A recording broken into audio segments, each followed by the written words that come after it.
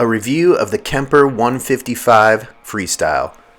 The new Kemper, continuing the tradition and reintroducing the original graphics and retro shapes from our past, while incorporating technology of today that any snowboarder can appreciate and truly look forward to riding. Reconceptualizing a classic, the newly designed Kemper 8990 Freestyle is fun to ride for your all-mountain endeavors. If you're a fan of traditional camber boards, this board does well all over the mountain. With a Poplar Bamboo core and listed as a 7 out of 10 flex, I found the Kemper Freestyle to be more of a mid-flex feel on snow. The new Freestyle excels at carving on groomers and floating in POW, and it can hold its own in the park too.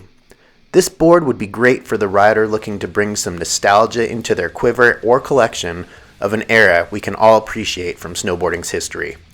For more snowboard reviews and more on Kemper Snowboards, visit oldguysrip2.com.